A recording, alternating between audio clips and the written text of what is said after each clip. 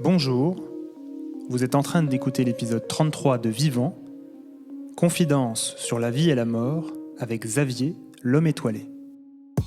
Vivant, ce sont toutes les 3 semaines des conversations ordinaires mais inspirantes, singulières et rassurantes pour éveiller votre conscience. Mes invités ont accepté de partager leur histoire et avec eux, vous découvrirez que parler de la mort, c'est avant tout parler de la vie. Je suis Teddy Brodelet de tranquillité.fr.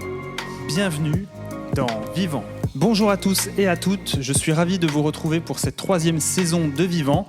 Aujourd'hui, mon invité est Xavier, alias l'homme étoilé, infirmier en soins palliatifs et auteur de romans graphiques chez Calman Levy. Dans cet épisode, nous avons parlé de son métier, bien sûr, du quotidien d'un infirmier en soins palliatifs, mais aussi de sa vision sur la vie, la mort et le monde, dans un entretien intime et sans concession. Mais je ne vous en dis pas plus et laisse place à mon échange avec Xavier. Bonjour Xavier, bienvenue dans Vivant. Je suis ravi de t'accueillir ce matin. Comment vas-tu déjà, pour commencer ?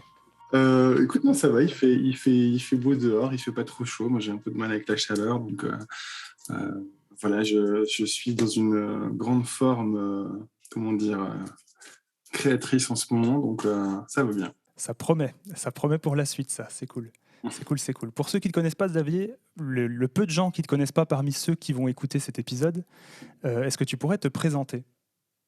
Ouais, j'ai 37 ans. Je suis infirmier en soins palliatifs depuis bientôt 13 ans maintenant. Et en parallèle, du coup, auteur de bandes dessinées dans lesquelles j'ai illustré mon quotidien d'infirmier en soins palliatifs et mes rencontres avec mes patients. Ok. Ça t'est venu comment, cette idée d'illustrer ce métier ? Alors, au-delà du métier, on y reviendra, mais l'envie d'illustrer, l'envie de poser ça sur papier. Je pense l'accumulation de jolies rencontres et le constat qu'on ne m'invitait jamais vraiment à parler de mon métier parce que mon métier est entouré de beaucoup d'inquiétudes et assez anxiogène dans l'inconscient collectif. Toujours très attaché à l'idée de la mort, de la fin. Et je le vivais avec frustration parce que chaque jour, en tout cas très souvent, je faisais de merveilleuses rencontres à l'hôpital et j'avais envie de partager ça et il n'y avait pas d'espace en fait pour en parler. Et je faisais aussi le constat que finalement les gens étaient un petit peu perdus dans une image et une représentation qui n'est pas très fidèle en fait de mon service et de ce qu'on y fait. Et le point de départ, comme je le dis toujours, ça a été ma rencontre avec Mathilde, une des patientes dont je raconte l'histoire dans À la vie, ma première BD. Et c'est une patiente qui m'a tellement touché, qui m'a tellement bouleversé par son envie de vivre et de vivre fort jusqu'au bout, que je me suis dit que je ne pouvais pas garder ça pour moi en fait. Et à l'époque, je n'avais pas du tout confiance ni en mes compétences de narrateur, d'auteur, de dessinateur, donc j'ai gardé ça pour moi pendant plusieurs années. Mais à Mathilde a succédé Blanche, Roger et tous les autres patients dont j'ai raconté les histoires, et au bout d'un moment, ça s'est imposé comme une évidence. En fait, Fallait que ça sorte vraiment. Ça grouillait en moi, il fallait que je partage ça, ouais, tout à fait. C'est quoi le quotidien, du coup, en soins palliatifs ? Alors, dans la vraie vie ? C'est très intéressant comme question parce que c'est vrai que à travers mes bandes dessinées, maintenant, les gens traînent une autre représentation et pas forcément plus légitime, on va dire, des soins palliatifs.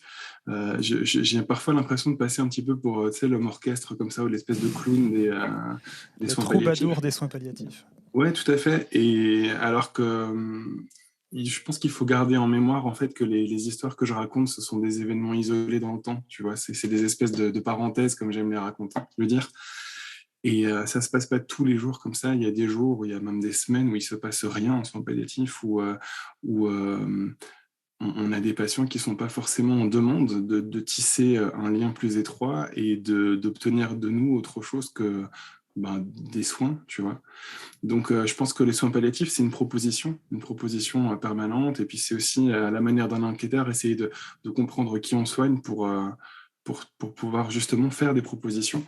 Mais voilà. Après, pour répondre de manière plus simple à ta question, le quotidien d'un infirmier en soins palliatifs, c'est œuvrer au confort. Voilà. Et le confort sous tous ses aspects, que ce soit physique, psychique, social. Et pour ça, on a d'une part, le volet médicamenteux, d'autre part, le volet humain, avec l'accompagnement humain, une équipe pluridisciplinaire dans laquelle tu vas trouver aussi bien des médecins que des infirmières, des aides-soignantes, des psychologues, des ergothérapeutes, des kinés, etc. etc. Et voilà, le maître mot, c'est œuvrer au confort, le temps que la maladie ait décidé d'être là. Et comment tu les gères, enfin, tout comme, pas comment tu les gères, mais plutôt comment t'arrives à détecter justement qu'un patient a envie de plus, en fait. Ça vient de lui, ça vient de toi, c'est quoi? C'est ton intuition, Parfois, ça vient de lui, tout simplement. Tu sens qu'il y a des personnes qui sont très, comment dire, sociables, j'ai envie de dire, et qui sont dans ce besoin, cette demande de tisser du lien, de s'attacher, de se raconter, ou qui veulent que tu te racontes aussi, parce que c'est un véritable échange. Euh, Parfois, c'est plus compliqué. On a des patients qui sont plus, je sais pas, introvertis, mutiques. Et là, on teste, en fait. On a tout un tas comment dire, un arsenal assez large, si tu veux, pour faire face à ce genre de patients. Donc, moi, j'utilise énormément l'humour, notamment. Mhm. Et je vois comment il est reçu, comment il est accueilli.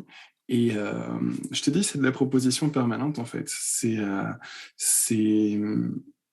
c'est être là, voilà. Et c'est pour ça que j'étais si fier d'avoir trouvé ce joli titre pour ma deuxième bande dessinée, Je serai là.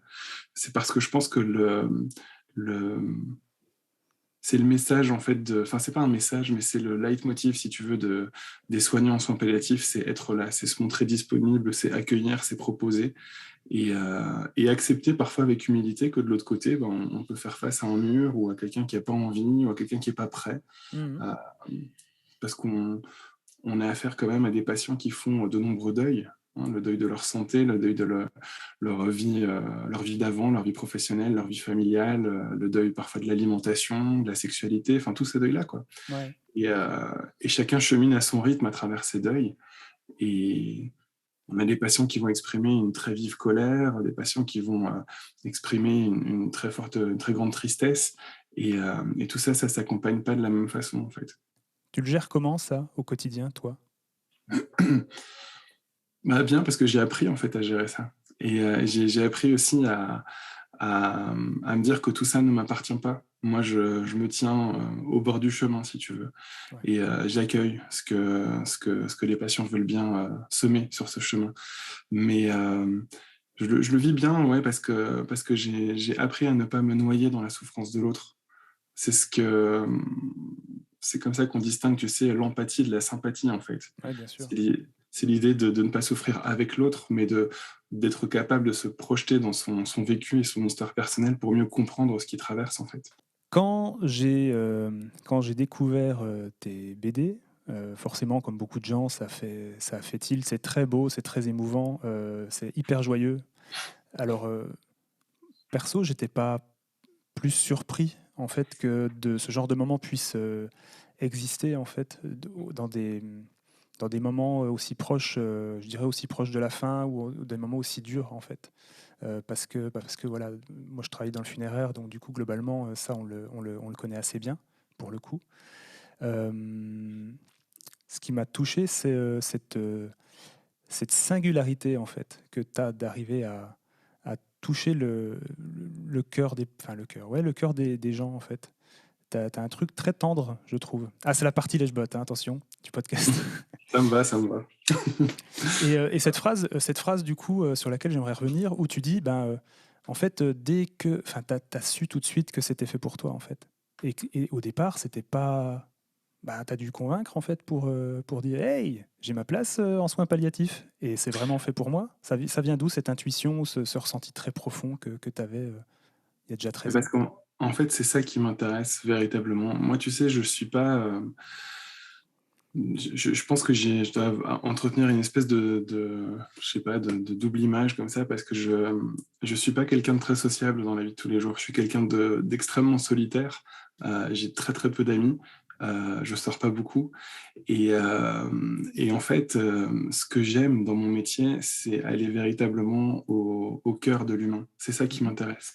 Je suis pas le mec doué pour faire de la conversation sociale sous un abribus, tu vois, parler de la pluie et du beau temps et tout ça, c'est un truc qui Ça te fait chier, hein? profondément... Ça te fait ouais, ça chier, hein? m'emmerde, véritablement. Et je sais pas faire ça. Et moi, bizarrement, ben, ce que je pense savoir faire, aimer faire, et ce que je pense savoir bien faire, c'est écouter. Voilà, c'est écouter les autres et, et je sais pas, tu sais, j'ai pas été un enfant très populaire et j'ai été assez, enfin, souvent confronté dans mon enfance aux nombreuses bassesses, on va dire, de De l'être humain. l'enfance, ouais. Ouais, voilà, les copains de classe pas sympas, les profs pas sympas, les humiliations, les mauvais traitements. Et tout ça m'a tenu un petit peu en marge des gens. Et je pense véritablement, je le dis souvent, que mon métier me redonne une certaine foi en l'humanité parce que je me rends compte que sous cette pellicule un peu dégueulasse comme ça de l'humain, eh ben on trouve voilà, des gens d'une grande beauté, d'une grande bonté. Et c'est ces gens-là que j'ai envie de rencontrer, en fait. Et c'est ces gens-là à la rencontre desquels je vais. Et voilà.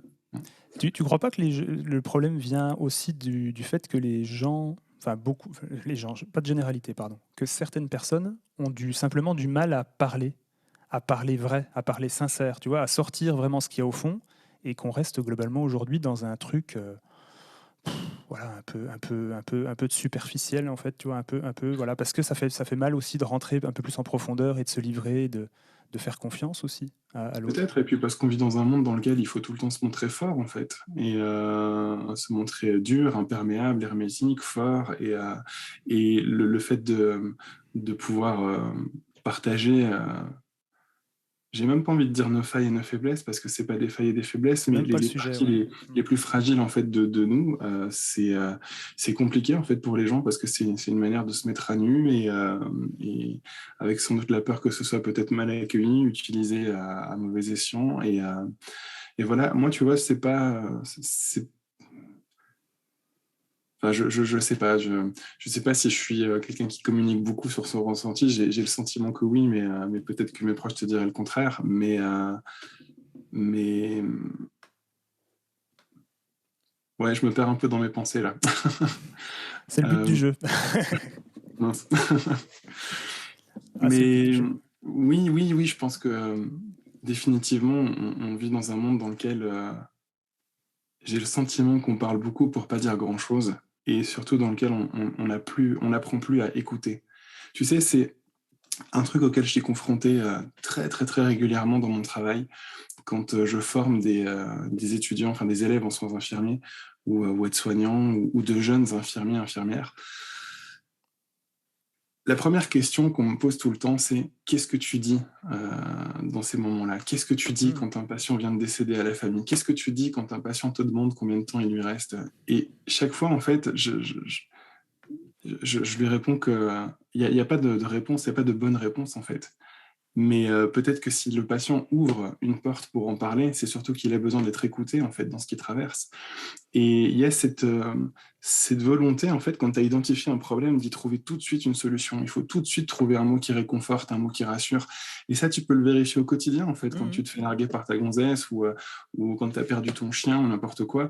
Les gens sont obsédés en fait par cette idée de t'apporter tout de suite des solutions qui vont te permettre d'aller mieux. Hmm. On n'accepte pas en fait que tu vas traverser des moments de merde, que tu vas traverser un deuil qui va être compliqué et que peut-être que ton rôle dans ce moment-là, c'est d'être là justement, c'est de pouvoir accueillir et accepter et voilà. Et c'est pas facile, hein, j'en ai conscience, hein, ça demande un gros travail sur soi. Oui, mais tellement essentiel. Un des premiers épisodes que j'ai fait de Vivant, c'était avec une super nana qui s'appelle Alban, qui est thérapeute du deuil, un peu qui réfléchit beaucoup autour de la philosophie chinoise, tu vois, Mmh. autour de la mort, autour du deuil, etc. Et l'épisode s'appelait, parce que c'était le nom enfin, voilà, c'est comme ça qu'elle se présentait, le vide, source de création. C'est dans le vide que renaît et jaillit des fois des choses miraculeuses, en fait. Et comme tu dis, on est dans une société, on est très dans le faire, dans l'agir, et Alors de plus en plus quand même, hein, il y a quand même, depuis des années, l'approche développement personnel, d'accord, qu'amené après la méditation. Tu parles plus de ce genre de choses-là, les méditations, les hypnoses, les sophros, toutes ces méthodes un petit peu alternatives aussi, qui permettent de laisser de la place à autre chose que on agit, on prend des médocs, etc. etc. Oui, tout à fait. Et je pense que c'est aussi les fondements de notre métier, en fait. C'est l'idée que à l'angoisse, la douleur, la souffrance, il y a pas qu'une réponse médicamenteuse. Il y a aussi une réponse humaine, tu vois, Mhm. et qui va aussi bien se centrer sur l'écoute que sur voilà, toutes ces, j'allais dire thérapie alternative, mais je trouve que le mot est pas très approprié. Même pas très juste. Mais Ouais. ouais, pas très juste. Mais effectivement, aujourd'hui, tu vois, je le vois même au sein de mon hôpital, en fait, qu'on accorde de plus en plus d'importance à cette autre manière de soigner, tu vois, Mhm. notamment l'hypnose et la sophrologie. Et c'est top, en fait, parce que c'est l'idée qu'effectivement, comme j'ai pu l'observer dans d'autres services, tu vois, il n'y a pas qu'une réponse médicamenteuse à l'angoisse, quoi.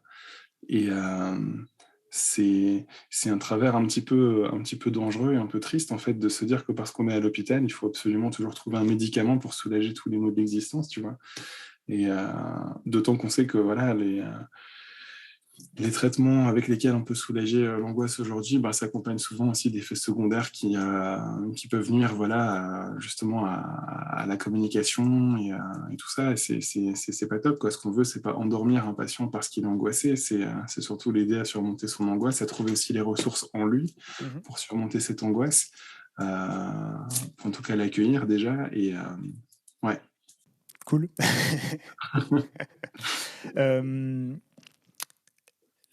la question qui est toute pourrie, ça sera la question la moins philosophique de ce podcast du coup. Mais le, quand tu te mets vraiment à faire semblant de jouer de la guitare sur les pieux des patients ou pas? Ouais, Ou oui. c'est légèrement romancé? Ah non, non, non, non, je le fais, ouais. Voilà. Messieurs, dames, vous avez la réponse que vous vous posez depuis le début. Il se met vraiment sur les lits. Moi, j'ai pas de limite, en fait. Et c'est mon côté petit con, tu sais, mais je trouve que l'hôpital est un milieu tellement castrateur, aseptisé et chiant, en fait, que j'ai à cœur, en fait, d'aller un petit peu à contre-courant et de briser, voilà, certaines idées reçues. Tu sais, ce que je trouve très triste, en fait, quand tu es malade, quand tu es atteint d'une pathologie incurable, c'est déjà d'avoir un jour ouvert un service de soins palliatifs en disant, là-bas, comme on peut plus rien faire pour toi, comme tu vas mourir, tu auras droit à un peu plus d'humanité et de bons soins. C'est déjà nul, en fait, comme postulat, parce que la qualité de prise en charge qu'on retrouve dans un service de soins palliatifs, tu devrais la retrouver à tous les étages de l'hôpital. Et donc ça, c'est déjà assez nul. Et en plus de ça, je me rends compte, tu sais, pour faire un petit peu, je sais pas, mon procès, en fait, c'est assez triste que les gens trouvent mes bouquins si merveilleux. Parce que, pour reprendre l'histoire d'Edmond, par exemple, tu sais, c'est ce patient Mm. qui, euh, qui, qui, qui rêvait d'une dame blanche et dans laquelle on a mis une petite goutte de vodka et tout le but, en fait, de cette histoire, c'était de trouver la juste dose de vodka pour accompagner sa dame blanche. Cette histoire, en fait, elle est triste quand tu y réfléchis, parce que c'est l'idée qu'en fait, les gens voient ça comme une espèce de fantaisie, alors que Alors que pas du tout. c'est pas compliqué, ça va pas demander de déployer de grands moyens et de grandes ressources. Et moi, ce que je voulais raconter à travers cette histoire, c'est à quel point c'était amusant et ça a investi toute une partie de l'équipe, tu vois, parce que vraiment, on était tous en train de faire cette espèce de concours de tub comme ça pour trouver la bonne dose de vodka à mettre dans sa dame blanche. Et au-delà de ça, il y avait aussi cette espèce de relation amicale, tu vois, qui se nouait entre lui et moi. Et cette volonté d'œuvrer vraiment à son confort chaque jour.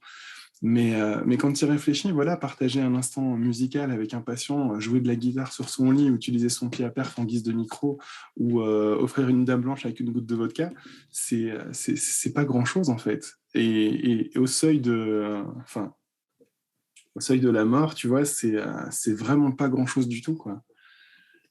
Et, euh, et je pense que ouais, ça, je m'efforce voilà, de ne pas me mettre de limites et de barrières et de me dire que tout est possible en fait. Parce que parce que voilà, on est dans des instants tellement fragiles et tellement précieux, et il faut y mettre de la vie, il faut y mettre du fun, et il faut que ces gens vivent, quoi, tu vois? Mmh. Qui C'est ce que j'ai dit tout ressentent. le temps dans l'expression fin de vie, on oublie souvent qu'il y a le mot vie, on se concentre vraiment que sur l'idée de la fin, et pourtant la vie est encore là, et qu'est-ce qu'on en fait, en fait? C'est ça la Mmh. vraie question, qu'est-ce qu'on en fait dans ces derniers instants de vie? Est-ce qu'on les passe à pleurer, à se dire: «Ah là là, la mort arrive», ou est-ce Ouh que là là! justement on se dit, ben, voilà, profitons de ces derniers instants, quoi. Célébrons la vie tant qu'elle est là. Est-ce que tu as l'impression que les patients, qui arrivent, qui sont aux portes de la mort, ont une certaine, il y a quelque chose qui change en eux, À quel point de vue? quelque chose dans une sorte d'acceptation? Est-ce qu'à un moment donné, tous, heu, acceptent le fait de partir comme une évidence ou pas? Non, tu peux définitivement pas en faire une norme, Ouais. parce que c'est une question de temps, de chemin, et il faut te dire qu'on accueille parfois des patients pour lesquels le diagnostic de la maladie a été posé, 1 à 2 semaines avant, et des patients qui vont décéder dans la semaine ou les 2 semaines à venir, tu vois? Et tout ça, c'est un processus de deuil, en fait. Voilà, c'est l'idée que, voilà, ta vie va changer. C'est l'idée que la mort se fait, bah, beaucoup plus concrète, beaucoup plus imminente, et donc voilà, il y a forcément un temps, tu vois, d'adaptation, un chemin à faire à travers ce deuil, et comme je te le disais tout à l'heure, en fait, on rencontre des personnes qui vont être vraiment bloqué dans une phase de colère, parce que c'est pas juste, en fait. C'est pas juste que la maladie arrive maintenant, c'est pas juste que la maladie arrive, voilà, juste avant la retraite, alors que c'est maintenant que j'avais l'intention de commencer à vivre ma seconde vie. C'est pas juste que, voilà, c'est jamais juste de toute façon. Et puis d'autres personnes qui vont être vraiment bloquées dans une intense tristesse, une forme de dépression, hein. Mmh. Et, euh, et en fait, c'est ce que je dis souvent, c'est que accompagner l'autre, c'est pas le devancer, c'est marcher à ses côtés, à son rythme. Et il m'appartient certainement pas justement de forcer les gens à aller plus vite. Et donc, bah forcément, il y a des gens qui meurent sans être prêts, sans accepter, qui meurent sans avoir atteint cette forme, si tu veux, de résilience, Mmh. de se dire, la mort va arriver, je peux rien y faire. Donc, ce qui me reste à faire, c'est de profiter de chaque instant. Et nous, notre taf, c'est de les aider justement à cheminer sur ce long chemin, et ce chemin très compliqué. Et parfois on y arrive, et parfois on n'y arrive pas. Et il faut rester humble par rapport à ça.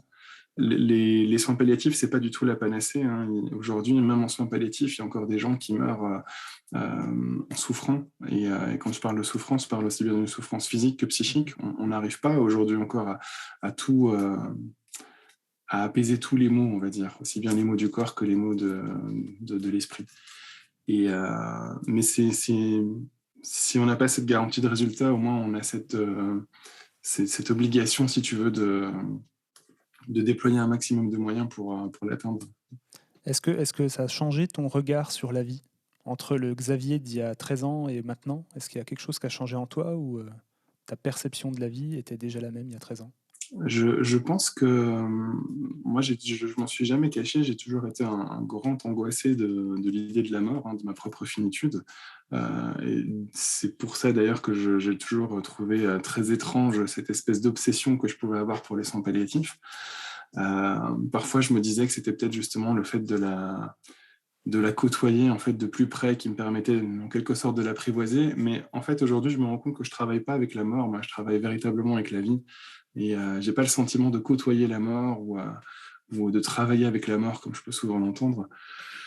Je pense en fait, étrangement, que c'est pas tellement mon métier qui m'a aidé à poser un autre regard sur la vie, mais le fait de faire entrer dans ma vie un enfant. Ouais.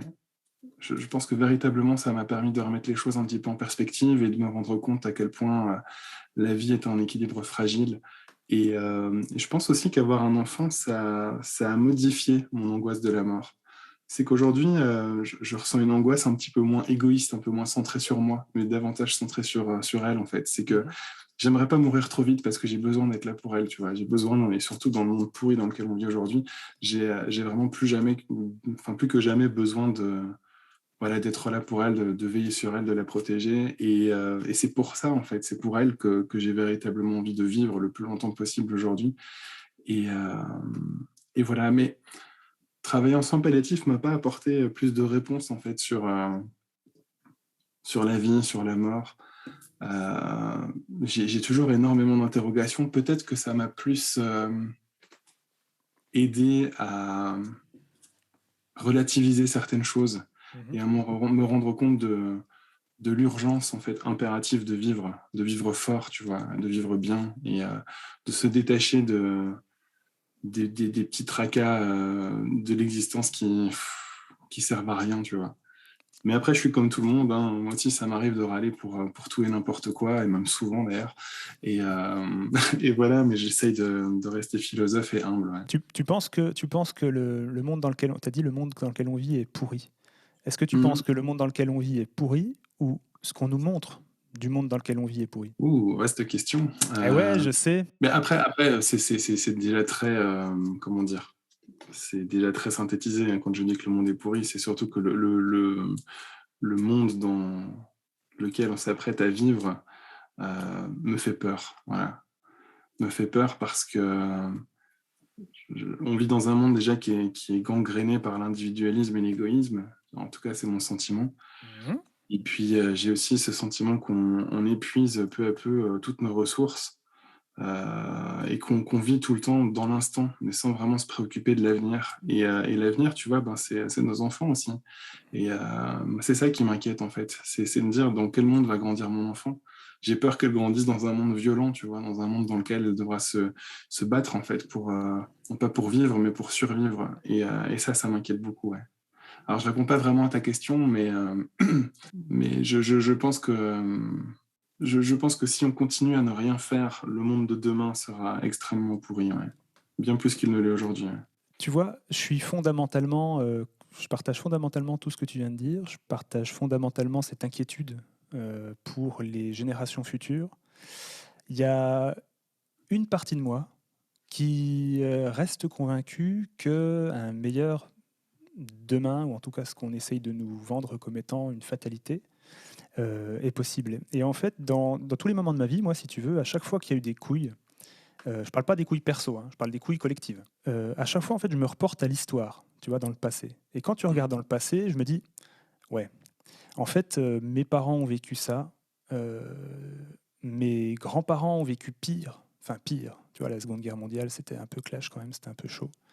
Il y a eu toujours pire, pire, pire dans l'histoire, en fait. Et je me dis, ben, est-ce qu'on n'a jamais été peut-être, tu vois, on est quand même sur un chemin qui progresse sur peut-être pas toutes les choses, mais peut-être sur plein de choses. Aujourd'hui, je pense que toi, comme moi, notre génération, on est des parents, des papas en tout cas, vachement investis dans notre vie de famille, ce qui n'était pas forcément le cas des générations précédentes. Les tabous autour de la sexualité sont en train de tomber quand même un à un, les tabous autour de l'identité. Enfin, il y a tout un tas de cheminements, alors qui peuvent dériver aussi sur plus d'extrémisme Ouais, tout à fait, dans ouais. chaque C'est ce que je me mouvement, hein. disais. Bah, je sais, j'ai vu ça dans tes yeux, donc du coup je me suis dit je vais vite. Mais ce qui est vrai, d'un autre côté, il y a, je sais pas, j'ai l'impression qu'il y a un chemin qui se fait euh, qui n'est pas forcément le chemin le plus visible, voire quel est le chemin totalement invisible, aux yeux de ce que les médias généralistes nous mettent sous les yeux, on va dire ça plutôt comme ça. Et là, je rassure mes auditeurs, hein, je ne parle pas dans des théories du complot ou quoi au cas, hein, c'est juste le constat que ben, globalement, on parle plus des mauvaises nouvelles que des choses qui vont bien, ça c'est un constat, juste ça. Ouais, c'est sûr. Ouais. Et que ça forge aussi une image erronée peut-être ou une illusion de ce que l'on est en train de vivre. On est, je sais pas, pratiquement 8 millions, je sais pas, 8 milliards, je sais pas combien on est. On est beaucoup, 8 milliards. Il n'y a pas une vérité, il y a 8 milliards de vérités, chacun a sa perception, etc. etc. J'aimerais voir les choses comme ça. Il y a aussi une part de moi qui essaye de garder voilà, cet optimisme et cet esprit positif, mais j'ai peur quand même qu'on avance lentement et Ça, lentement, je te confirme. qu'on manque cruellement de temps face aux enjeux. Moi, c'est des préoccupations essentiellement écologiques, en fait, hein, qui J'entends. m'inquiètent. J'entends. Et j'ai peur qu'on avance voilà, très lentement, trop lentement, et que sans vraiment mesurer l'impact de l'avenir qui nous est promis si on se donne pas un grand coup de pied au cul, quoi. Et tout en sachant que même aujourd'hui, en fait, on s'entend dire que même en se foutant un gros coup de pied au cul, il y a des choses qu'on pourra plus éviter, tu vois. Et c'est ça, en fait, c'est ce monde dans lequel j'ai le sentiment ou l'inquiétude que l'humanité va finir divisée, tu vois. Et tu sais, un peu en mode Ken le survivant, comme ça. Tu te souviens de ce dessin animé, Ken le survivant? Bah, moi, c'est un petit peu cette Paye ta vision ref. horrible de l'avenir que j'ai, tu vois. Et j'aimerais protéger mon enfant le plus longtemps possible face à ça, tu vois. Parce que je me dis, moi, j'ai 37 ans aujourd'hui, j'ai vécu beaucoup de bonheur dans ma vie. J'ai pas du tout le sentiment que ma vie soit derrière moi ou soit finie, hein. Mais, euh, mais voilà, je veux dire, j'ai vécu une enfance heureuse, en tout cas sous certains aspects, insouciante et tout ça. Et j'aimerais que ma fille puisse vivre la même chose.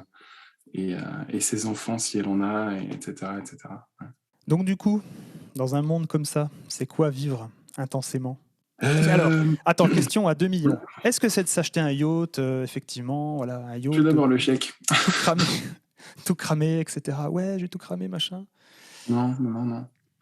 Non, c'est revenir à une forme De de... sobriété heureuse. Est-ce que ça te va, ça? Ouais, tout à fait, ouais. C'est l'idée que le bonheur ne passe pas par l'acquisition, par le matériel, par le besoin de posséder, d'avoir, mais peut-être par simplement le fait d'être heureux ensemble, tu vois, de... Enfin voilà, ouais, je suis quelqu'un d'assez minimaliste, tu vois, et Mhm. je... Bon, pour autant, je suis quelqu'un de très matérialiste aussi, hein, mais j'ai conscience que le bonheur n'est pas là, tu vois. Mhm. Je suis bien plus heureux quand je partage un moment avec ma fille à faire les fous. Enfin, voilà, je veux dire, il y a 2 jours, on jouait à cache-cache, tu vois, bah, c'était un des plus beaux moments de ma vie, en fait. Et elle était hyper heureuse, elle n'arrêtait pas de se marrer. Et je me dis, c'est ça le bonheur, en fait. Alors, bien sûr que je suis content quand je vais dévaliser une librairie ou mon disquaire, tu vois, mais ça, c'est un bonheur éphémère. Donc voilà, ouais, je crois à ça, l'idée d'être ensemble.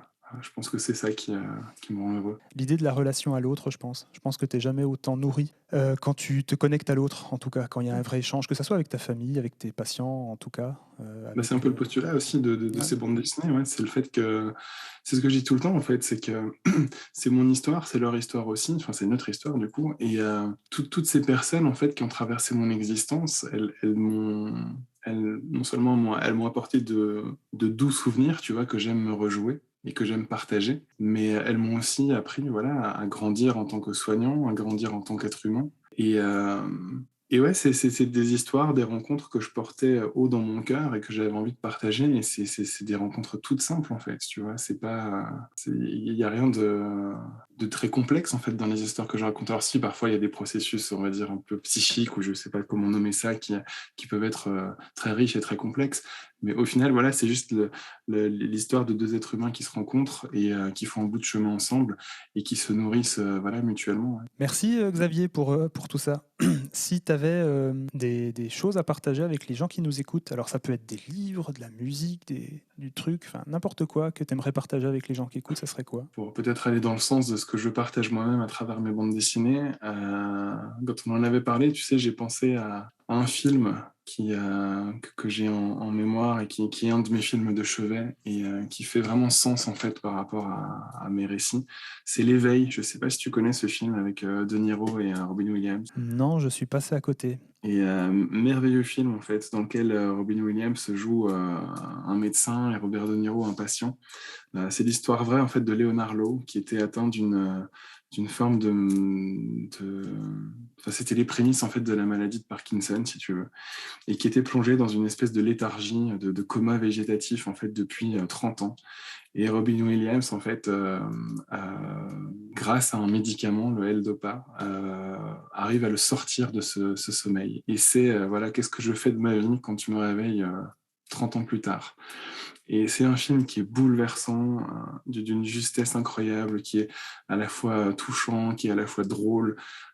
Et au-delà de tout ça, c'est aussi cette rencontre voilà, entre ces 2 personnages très différents l'un de l'autre. L'un qui vit pas trop, en fait. Tu sais, qui a tout le temps la tête dans ses bouquins de médecine et tout ça, Robin Williams. Et l'autre qui a une soif et une envie de bouffer la vie parce qu'il se rend compte que ça fait 30 ans voilà, qu'il est endormi et qu'il est temps de vivre, quoi. Et ouais, véritablement, c'est un des plus beaux films que j'ai vus et je pense que ça fera vraiment écho à ce que je partage moi-même dans mes bandes dessinées si les gens ont la curiosité d'essayer de le trouver. Il n'est pas sur Netflix, hein, je le dis tout de suite. Non, les films bien Ouais. ne sont pas trop sur Netflix en général. Ouais, c'est vrai, ouais. Il n'est pas sur Arte du coup, parce que voilà, Arte, j'ai vu, non, il n'y a pas ça. En streaming du coup, les gens. Ouais, ou alors il va falloir sortir son bon vieux lecteur DVD et guetter eBay au Price Minister. Il faut en mettre 3 des marques peut-être Qu'est-ce qu'on s'en fout. Allez aux Emmaüs. Voilà, allez aux Emmaüs, ça se trouve. Aussi, ouais, tout à fait. Eh aussi. ouais, carrément. Voilà. Ok, une autre ref ou c'est bon pour toi, Xavier? Musical peut-être. Ouais. Moi, je ne vais pas parler de Queen parce que ça, c'est du su. Hein. C'est vu et revu. Non, mais... Moi, disons que je pense que les personnes qui me suivent le savent maintenant. Eh ben, écoute, en ce moment, je suis en train de bosser sur ma 3e BD. Et dans ma BD, j'ai toujours à cœur de mettre beaucoup de références musicales. Et là, en l'occurrence, en fait, ce sera une jolie histoire d'amitié entre deux patients que rien ne semblait destiné à lier l'un à l'autre. Et l'un des deux est un espèce de sexagénaire un peu rétrograde et un peu casse-couille, en fait, ultra fan de Frank Sinatra. Et l'autre, un rocker, mais qui n'a de rocker que le titre. Et en fait, j'ai beaucoup, comment dire, je me suis beaucoup imprégné et influencé par l'œuvre d'un groupe de métal qui s'appelle Katatonia. Alors, c'est entre rock et métal. Pour créer ce personnage, si tu veux. Et c'est un peu flou dit comme ça, mais ça fera vraiment sens quand tu auras cette BD entre les mains. Et donc voilà, c'est ces deux univers qui se rencontrent, cet univers fondamentalement rock et un peu crooner, tu vois. Ouais. Et dans la vie de tous les jours, c'est deux artistes que j'aime énormément. Donc Sinatra d'un côté, parce que Sinatra, c'est un côté réconfortant, en fait. Clairement, Franchement, je le dis. Tu prends ta voiture le matin, quand le soleil se lève, tu mets Sinatra, il n'y a rien de mieux, en fait. La vie peut s'arrêter là. Et Katatonia, un groupe de rock assez mélancolique, mais que j'affectionne énormément.